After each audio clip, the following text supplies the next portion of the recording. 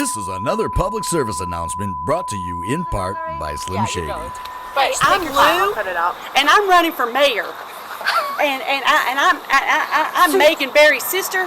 I'm the smart one. And I'm going to change Nashville. We are going to provide food for the homeless. There will be no one unfed in this city if you elect me mayor. I'm here today. I've got my shovel handy and my pick, and I even have a pair of dikes. What am I going to use them for? But we are going to tear this place up, and we're going to make it right for Nashville. I don't know. Thank you. I'm really excited to go in there and get it all looking pretty for the fall. So I'm excited to see what happens. Okay, so we're about to start. It's, I don't know, like 8:55. So we're just kind of getting how we all feel before. This is cool. Okay, I was like nervous because I didn't know what to expect, because you kind of just sign up for something and they kind of just tell you where to go. And this is a really cool place. I don't know if you can see it, but just kind of, they've got like gardening everywhere. Yeah, we'll see what this is like. I think it's gonna be really cool. So Okay, next one. Yep. I'm a city girl, but we're here to help Nashville become a better place, and it's a community effort, and we're a team. Based on what I've done for Hands on Nashville before, they're very appreciative for what you do, and so it was pretty laid back and fun last time, so looking forward to it. Hands on Nashville, yay, we're gonna weed, we're gonna clean, we're gonna make the city beautiful. You have no idea. Volunteer, do service work. I guess once we get everybody signed in, then we will start our fun little task for today. There's a wild wind blowing down the corner of my street. I thought that test me today. Every night the headlights are glowing. There's a cold war coming on the radio. I heard, baby, it's a violent world. Oh, love, don't let me go. So this downstairs area is actually just for people in the neighborhood or anybody walking on by who'd want to come in and take anything. We have different types of flowers, different types of herbs down here. We have okra, tomatoes, tomatillos, and this is basically our neighbor's garden. So anybody from the neighborhood can come in. We do a training about once a month to teach them what to grow, how to grow it, how to harvest it, and stuff like that. But honestly, they come whenever they need to harvest anything. So down here, actually, we have a couple of beds of kale, and some of us will actually be in here and we'll be weeding out throughout the kale. But as far as this row goes, these are the only beds that we that we grow in. We have about 25 different families from Bhutan that come and grow vegetables here. And I just think it's really interesting just to see the difference in how we grow our vegetables and how they grow their vegetables. They definitely use a lot of space, and they use their space very well. So you have, like, if you can see, you have your stalks of corn right here. Yeah. And then on the stalks of corn, they actually use the corn stalks as a trellis for their tomatoes. So they really use the space extremely well. Just to get everything that they want to grow in their small little area. So I thought that was pretty cool. That's cool. That is cool. And so we actually collect rainwater in these huge tubs, and we use that to irrigate the entire back half of this area. So they grow like these, which is, I'm told it's a bitter gourd. And actually we had a volunteer come the other day, and I think she had visited Japan, and she said that they eat them a lot in Japan, and that they're supposedly like really sweet. Oh, I love that. Oh my gosh. So right here we have our pollinator meadow, or a pollinator meadow in progress. Because we just wanted to make it such a pretty little area, because we do have bees, and we just got these bees probably when I started working here, so in June. And inside each hive, there are probably 3,000 bees. And we mostly use them for their pollination of our vegetables and flowers and stuff like that. But hopefully next summer, we will be able to harvest honey from our hives. And so that's really exciting. That's actually one of the new projects that we're getting ready to undertake is to actually have chickens here. And I'm extremely excited because I will be over the chicken project. Yes. I am really excited to have chickens. We're going to start out with 4 and then hopefully build our flock up to about 12 chickens. Wow. This is very good. We are building a chicken tractor, which basically is like a mobile chicken coop so that we can have the chickens be on the beds, on our garden beds, so like they can dig around and like aerate the soil and also poop in the soil and like add nutrients back into it. So we're just really excited about this whole chicken program that's going to happen. Cool. If you can smell, we have actually some sweet smelling compost. A lot of our compostables come from Las Paletas. So we have a lot of the popsicle place. Cool. So we have a lot of pineapples, strawberries, all those natural ingredients. So we have a lot of that in there. So we actually have some it smells like pretty sweet. It doesn't smell as bad as normal compost does. So these are the kale plants. It's going to be pretty easy to tell the difference between the kale and basically like the grasses that are all around it. So honestly, if it doesn't have like this really like curly type of top right here, then it's a weed. Yeah. And so when we're pulling weeds, we want to make sure that we get all the way down to the roots, and then that we also shake the dirt out so that it stays into the bed. But once you've plucked them, you can actually just throw them into the aisle and just leave them there, and it's fine. So one of our main rules when we're working in the beds, like we will be doing, is to not step in the bed.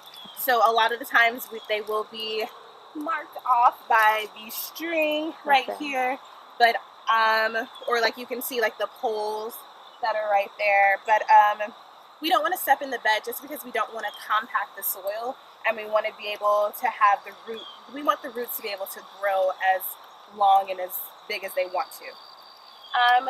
So one of the things to harvest chard and a lot of different types of vegetables like spinach and kale and stuff like that, one of the things that we do is we only harvest the outside leaves, because as you can see, new leaves come up from the middle. So if you only harvest the outside, then the plant will continue to grow and you'll be able to harvest more throughout the season. So so of course we want to pick these red ones, but we also kind of want to pick yellowish green ones. I would actually leave that one on there a little bit more. But we want to pick some yellowish green ones just because we do have squirrels that come through and they like to take a bite out of our tomatoes. And so we kind of like to get them before they do that. Like that one. With the cherry tomatoes, we only want to pluck the red ones, and we want to actually make sure, because it's easy just to pluck them and to get the green parts, but we don't want the green parts.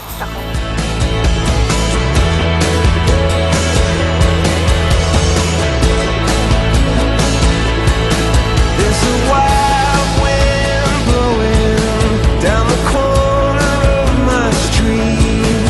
Every night Those guys are still working very diligently. Good job, Donald. Good job. Yeah, I didn't know that either. What are you doing? What do you got over there? Oh, but other than that, we're picking chard.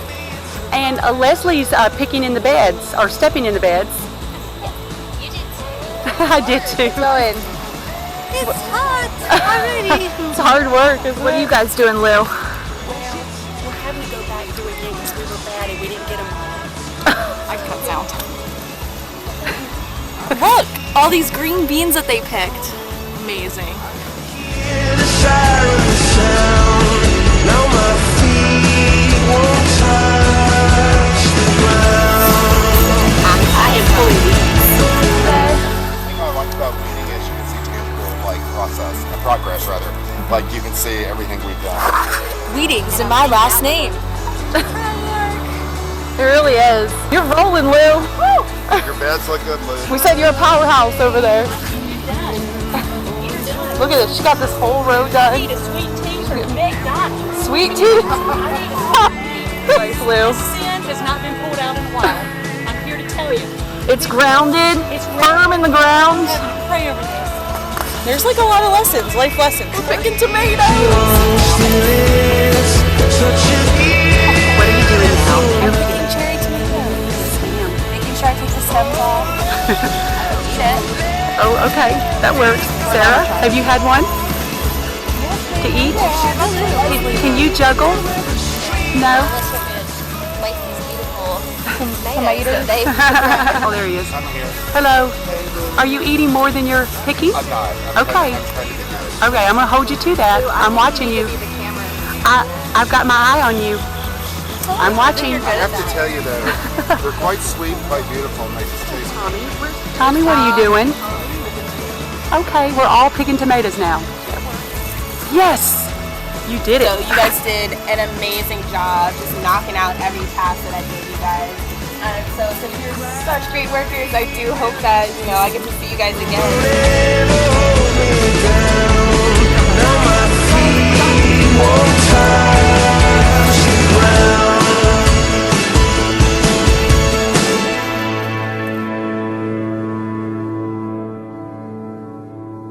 Okay, so what do you want to know? What you learned, what you thought was hard, if you thought it was like what you originally thought it was like gonna be. Well, the hardest part, I guess, is like just having an eye for what you need to look for, and I learned that they do a lot to help a lot of people. So it's a good experience getting out here to do some good in the community, help some people out, get some good food. It's been a really great experience. It's worked for me a part of helping the local community and the international community by putting food on the table for people who are hungry. It's been a great work in this community, getting to know my classmates. It's been a good experience. Yes. Sono così stanche, abbiamo lavorato un sacco, solo 2 ore, ma siamo stanchi. It was Muy great. bueno. It was so great. So great. We're gonna come back and get dirty again. Maybe. What's all that wet on you? Sweat. Yep. Okay. Yep. I was telling Lou that when you work together as a community and the community benefits, so that the whole community is to come in and eat the food, and also they give blocks to different types of people that can come in and grow their own food. So then it brings different diversities together too, to learn about different ethnicities and how food is grown in different countries. So that's really cool too. So it's good. Okay, this was hard work, I'm not gonna lie. I love doing yard work and stuff, but in the South when it's hot, you're up early, it was hard work. So I don't know, it just brought a lot of perspective. I think just in general about what hard work it is to grow good natural food that can bring health to the community. Because it's not really just a matter of do you have the money for it, it's the labor brings so much to it. And I think it was personal too, because there's a lot of perfectionism that couldn't be conquered, I guess, because you can weed whatever you want, and there's always going to be another weed. And so, I don't know, good experience, and great things for the community. So come help out.